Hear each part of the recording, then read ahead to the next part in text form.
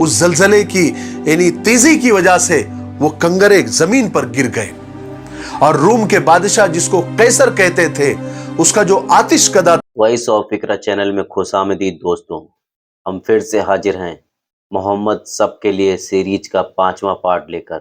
इससे पहले हमने चौथा पार्ट लोड किया, आप लोग ने अच्छा रिस्पांस दिया और आप लोग ने वीडियो को लाइक भी किया, कमेंट भी किया। ये बहुत ही प्यारी सीरीज चल रही है, तो आप लोग से रिक्वेस्ट है आप लोग हमारे साथ इस वीडियो को देखें और लाइक भी करें। अस्सलाम वालेकुम दोस्तों, कैसे हो? उम्मीद है कि सब खैरियत से होंगे। अल्लाह आप लोगों को ऐसे ही खुश रखे। सरकार दो आलम सल्लल्लाहु अलैहि वसल्लम की पूरी जिंदगी पर बनने वाली वीडियो सीरीज जिसका नाम मोहम्मद सब के लिए है, उसका ये 5वां हिस्सा यानी पार्ट 5 है। थोड़ा हम रिकैप कर लेते हैं, यानी हमने पहले क्या सुना। हमने चौथे हिस्से में यह सुना कि किस तरह अल्लाह तबारक व तआला ने अपने घर की यानी काबा की अबरहा जैसे जालिम बादशाह से हिफाजत की, वो भी बिल्कुल हकीर परिंदों के जरिए हाथियों के लश्कर को तबाह और बर्बाद किया। और ये जो अबरहा वाला वाकया है, यानी ये हाथियों वाला जो वाकया है, ये सरकार दो आलम सल्लल्लाहु अलैहि वसल्लम के पैदाइश से 50 या 55 दिन पहले का वाकया है। अगर आप लोगों के अब भी समझ में नहीं आया है तो चारों हिस्सों के वीडियो के लिंक नीचे डिस्क्रिप्शन में दिए हुए हैं, आप पहले उन वीडियोस को देख लीजिए। चलिए आगे सुनते हैं। हमने तीसरे हिस्से में यह भी सुना कि सरकार दो आलम सल्लल्लाहु अलैहि वसल्लम का जन्म कैसे हुआ, पैदाइश कैसे हुई, और आपके पैदा होने यानी जन्म होने से पहले अल्लाह तबारक व तआला ने दुनिया में अलग अलग निशानियां बता दी थी कि एक आखिरी नबी इस दुनिया में आने वाला है, इस दुनिया में कदम रखने वाला है। वैसे भी जितने भी आसमानी किताबें उस वक्त मौजूद थी, सब के अंदर साफ साफ ये बात लिखी हुई थी, ये पेशन गोइया थी कि नबी आखिरुज़्ज़मा यानी आखिरी नबी आने वाले हैं और सबको उनकी पैरवी करनी है। बहरहाल उस्मान बिन अबिल आस की अम्मी फातिमा बिनते अब्दुल्ला फरमाती हैं कि हुजूर की पैदाइश के वक्त मैं हजरत आमिना के पास ही मौजूद थी। उस वक्त मैंने देखा कि तमाम घर नूर से भर गया और बाहर देखा तो आसमान के सितारे जमीन की तरफ बिल्कुल झुक रहे हैं। यहां तक कि मुझे गुमान हुआ, मुझे ऐसा लगा कि सितारे कहीं जमीन पर न गिर जाए। यह इस बात का इशारा था कि इस दुनिया से शिर्क और जहालत का अंधेरा अनकरीब खत्म होने वाला है और नूर हिदायत से पूरी जमीन और पूरी दुनिया रोशन होने वाली है। हजरत आमिना ने सरकार की विलादत के वक्त एक नूर देखा था जिससे मुल्क शाम के महल रोशन हो गए थे। यह भी इस बात का इशारा था कि मुल्क शाम भी बहुत जल्द फतेह होने वाला है। चुनांचे मुल्क शाम तो आपकी जिंदगी में ही फतह हो गया था। कहते हैं कि उसी रोज सुबह में मक्का से सैकड़ों मील दूर यसरब में एक यहूदी आलिम एक टीले पर एक पहाड़ी पर चढ़ गया और जोर जोर से चिल्लाकर यहूदियों को जमा करने लगा कि ए यहूदियों। ये सुनकर सारे यहूदी जमा हो गए। उसने पुकार कर कहा, क्या तुमको पता है आज रात पैगंबर आखिरुज़्ज़मा अहमद नाम का सितारा तुलू हो गया है और वो इस दुनिया में तशरीफ ला चुके हैं। मैं आप लोगों को गारंटी से कहता हूं। और उसी रोज मक्का में भी एक यहूदी तिजारत के लिए, बिजनेस के लिए आया हुआ था। उसने कुरैश के कुछ लोगों से पूछा, क्या आज रात कोई बच्चा पैदा हुआ है तुम्हारे यहां पर? तो कुरैश ने कहा कि हमें नहीं मालूम। तो यहूदी ने कहा कि अच्छा जरा पता करके आओ, तहकीक करके आओ, क्योंकि मुझे लगता है मेरे इल्म के हिसाब से कि आज रात इस उम्मत का नबी आज पैदा हुआ है। और उसके दोनों शानों के दरमियान यानी दोनों कंधों के दरमियान एक निशानी है और वो 2 रात तक दूध नहीं पिएगा। लोगों को बड़ा ताज्जुब हुआ। लोग फौरन मजलिस से उठे और पता करके आए। तहकीक की तो मालूम हुआ कि अब्दुल्ला के घर एक लड़का पैदा हुआ है। यहूदी ने कहा कि चलो मुझे भी चलकर दिखाओ, मुझे भी देखना है। यहूदी आया, आपको देखा, आपके चेहरे के नूर को देखा और दोनों शानों के बीच यानी दोनों कंधों के बीच वो नबूवत की निशानी देखी, वो मोहर नबूवत देखी तो बेहोश होकर गिर पड़ा। जब थोड़ी देर के बाद होश आया تو کہنے لگا ہائے ہائے ہائے ہائے، نبوت اب بنی اسرائیل سے چلی گئی، کیونکہ اکثر انبیاء، اکثر نبی بنی اسرائیل میں ہی پیدا ہوا کرتے تھے۔ اور کہنے لگا وہ یہودی کہ یہ لڑکا کفر شرک پر ایسا حملہ کرے گا جس کی خبر مشرق سے مغرب تک پھیل جائے گی۔ جس وقت سرکار دو عالم صلی اللہ علیہ وسلم پیدا ہوئے، ان کا جنم ہوا، اسی وقت ایک بہت بڑا واقعہ اس وقت ہوا۔ اس زمانے میں تو بہت بڑی بڑی طاقتیں تھی، جیسے آج امریکہ اور روس ہے، اس وقت قیصر اور کسرا تھے، روم اور فارس۔ ایران اور فارس کے بادشاہ کو کسرا کہتے تھے۔ ان کے محلوں میں اچانک زلزلہ آ گیا، ارتھکوئک آ گیا، اور ان کے محل کے 14 مضبوط کنگرے، بہت قیمتی کنگرے جو بہت مضبوطی سے لگے ہوئے تھے، اس زلزلے کی یعنی تیزی کی وجہ سے وہ کنگرے زمین پر گر گئے۔ اور روم کے بادشاہ جس کو قیصر کہتے تھے، اس کا جو آتش کدہ تھا، یعنی جہاں پر آگ جلتی تھی اور ہزاروں سال سے مسلسل آگ جل رہی تھی، وہ آتش کدہ روشن تھا، اچانک بجھ گیا، اور دریائے ساوا جوش مار کر بالکل سوکھ گیا۔ جب صبح ہوئی تو کسرا بہت پریشان ہوا، لیکن اس کو یہ بھی خبر مل گئی کہ فارس کا جو آتش کدہ تھا وہ بھی بجھ گیا، تو کسرا اور پریشان ہوا۔ ان کے جو بہت بڑے عالم تھے، بہت بزرگ تھے، اور مرض الموت یعنی سکرات کے عالم میں تھے اور آخری سانسیں لے رہے تھے، وہ اس نے جا کر ان سے یہ سب چیزوں کی، یہ زلزلے کی اور یہ کنگرے گرنے کی، دریائے ساوا سوکھنے کی اور آتش کدہ بجھنے کی، یہ جو عجیب عجیب جو واقعات ہوئے، اس کی وجہ پوچھی۔ تو اس راہب نے، اس عالم نے مرنے سے پہلے کہا کہ یاد رکھو، جب دریائے ساوا سوکھ جائے اور فارس کی آگ بجھ جائے تو سمجھ لو کہ اس ہستی نے اس زمین پر جنم لے لیا ہے جو اب تمہاری حکومت کا تختہ پلٹ کر رکھ دے گا۔ اب تمہارے آخری کے چند دن بچے ہوئے حکومت کے۔ اتنا کہہ کر وہ راہب، وہ عالم مر گیا۔ بہرحال وہاں پر جیسے ہی عبد المطلب کو اپنے پوتے کے پیدا ہونے کی خبر لگی تو خوشی خوشی بوڑھی ٹانگوں سے دوڑتے ہوئے حضرت آمنہ کے گھر پر گئے، سرکار دو عالم صلی اللہ علیہ وسلم کو اپنی گود میں لیا اور خوب پیار کیا، اور گود میں ہی لے کر حرم میں آئے اور بیت اللہ کا طواف کیا، اور پھر ساتویں دن عقیقہ کیا، اور اس عقیقے کے پروگرام میں پورے قریش کو دعوت دی، اور اسی پروگرام میں عبد المطلب نے اپنے پوتے کا نام محمد رکھا۔ اتنا پیارا، اتنا میٹھا اور اتنا یونیک نام تھا کہ لوگوں نے اس کی وجہ پوچھی کہ عبد المطلب تم نے یہ نام کیوں رکھا؟ تو عبد المطلب نے جواب دیا کہ میں نے یہ نام اس لیے رکھا ہے کہ آسمان میں خدا تعالی اور زمین پر ساری مخلوق اس کی تعریف کرے، کیونکہ محمد کا مطلب ہی یہ ہے جس کی تعریف کی جائے۔ بہرحال قریش کا یہ دستور تھا کہ ماں اپنے بچے کو خود دودھ نہیں پلاتی تھی، بلکہ تھوڑے تھوڑے دن کے بعد، تھوڑے تھوڑے وقفے کے بعد دوسرے قبیلوں کے، بستیوں کے، دیہاتوں سے، گاؤں سے دودھ پلانے والیاں باقاعدہ آیا کرتی تھی، بچوں کو ڈھونڈا کرتی تھی اور پیسے لے کر، اجرت لے کر دودھ پلاتی تھی۔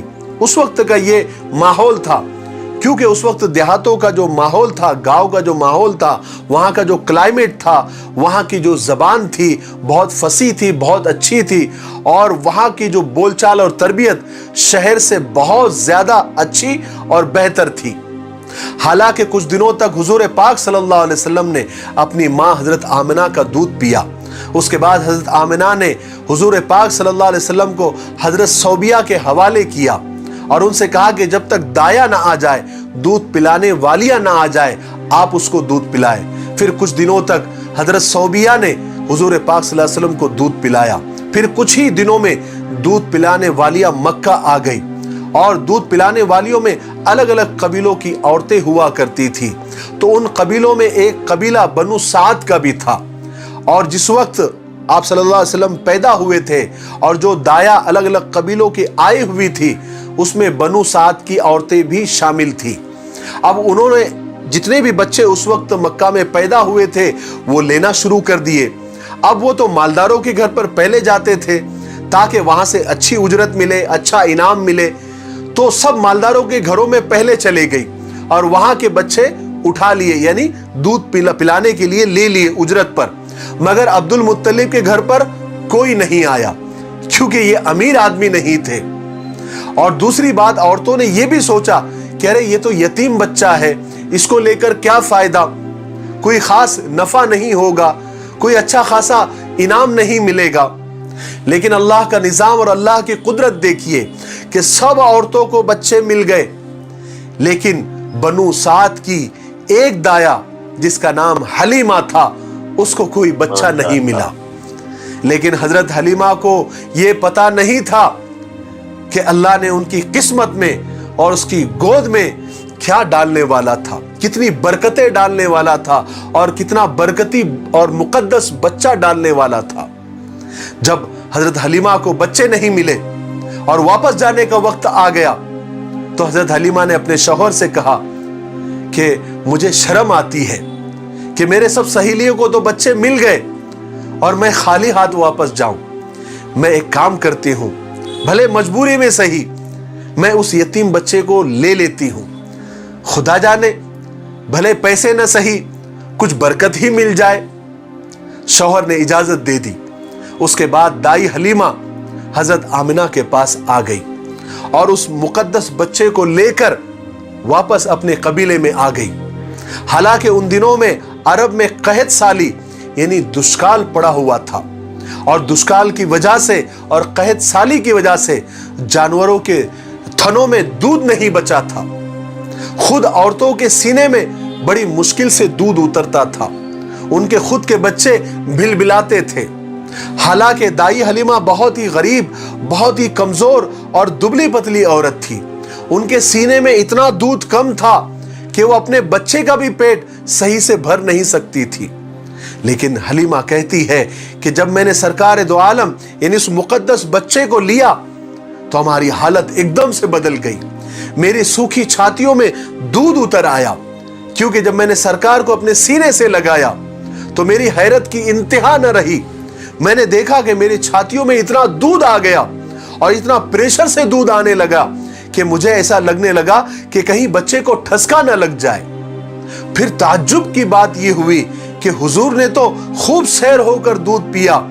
اس کے بعد دائی حلیمہ کہتی ہے کہ میرے بیٹے نے بھی خوب سیر ہو کر دودھ پیا، پیٹ بھر کر دودھ پیا، حالانکہ وہ ہمیشہ خالی پیٹ ہی رہا کرتا تھا۔ ہماری اونٹنی، اس کے تھن دودھ سے بھر گئے، ہم نے بھی خوب سیر ہو کر اونٹنی کا دودھ پیا، حالانکہ ہم نے کئی زمانے سے پیٹ بھر کر اتنا دودھ نہیں پیا تھا۔ دائی حلیمہ کہتی ہے کہ یہ بچہ اتنا مقدس، اتنا بابرکت تھا کہ جب ہم مکہ سے چلنے لگے تو ہمارا ایک مریل سا گدھا تھا جو بہت کمزور تھا، ہمیشہ قافلے کے پیچھے چلا کرتا تھا۔ اب اچانک اس کے اندر تیز رفتاری آ گئی اور وہ ہمارے قافلے سے بھی آگے نکل گیا۔ حضرت حلیمہ کہتی ہے کہ میرے شوہر مجھ پر رشک کرنے لگے، قافلے والے، میری سہیلیاں مجھ پر رشک کرنے لگی اور کہنے لگی حلیمہ یہ بچہ بڑا برکت والا ہے، حلیمہ تو بہت خوش قسمت ہے کہ تجھے یہ بچہ مل گیا۔ جب ہم اپنے گھر پہنچے تو ہماری بکریوں کے تھنوں سے دودھ ٹپک رہا تھا۔ ہائے ہائے کیا برکتیں تھی۔ حضرت حلیمہ کہتی ہے کہ ہمارے بکریوں کے تھنوں سے دودھ ٹپک رہا تھا اور گاؤں کے سارے جانور سوکھے ہی پڑے تھے۔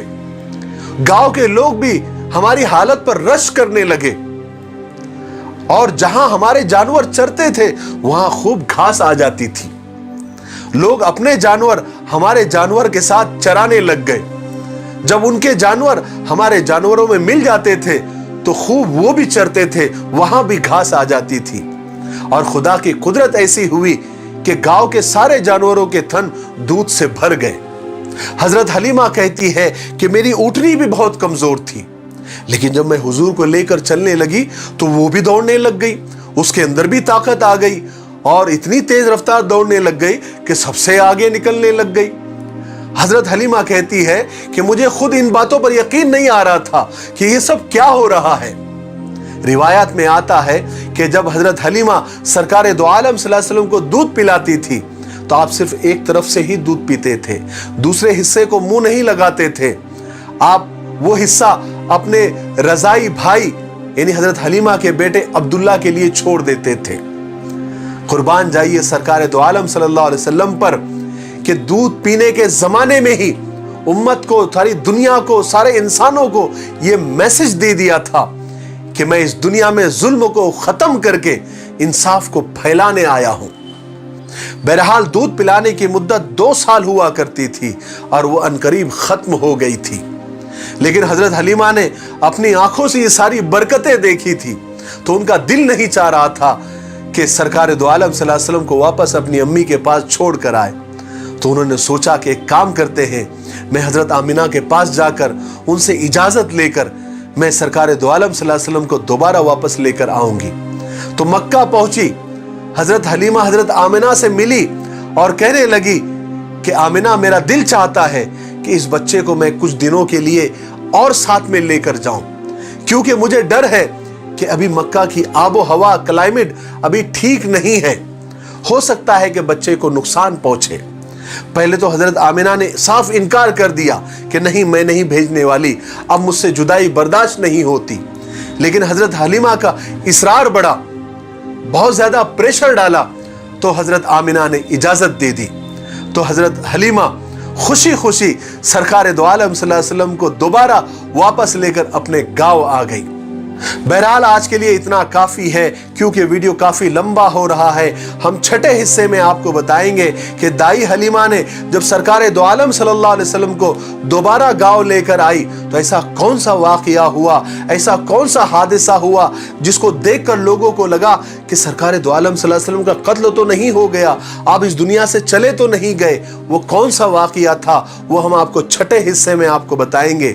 तब तक आप अपने वादे पर कायम रहे और ये वीडियो को आप, अगर आपने देख लिया है तो इसको 5 लोगों तक जरूर शेयर करें, ताकि ये मालूमाती वीडियो और ये सरकार दो आलम सल्लल्लाहु अलैहि वसल्लम से मुतालिक जो सही इंफॉर्मेशन है वो हर अपने पराये तक और नॉन मुस्लिम भाइयों तक और आज की नौजवान नस्लों तक आप सल्लल्लाहु अलैहि वसल्लम की पूरी जिंदगी उनके सामने आ जाए, ताकि सरकार दो आलम सल्लल्लाहु अलैहि वसल्लम से मुतालिक जो मीडिया ने और जो इंसानियत और इस्लाम के दुश्मन हैं, जो गलत फहमियां उनके दिमागों में डाल कर रखी है, वो क्लियर हो सके, साफ हो सके।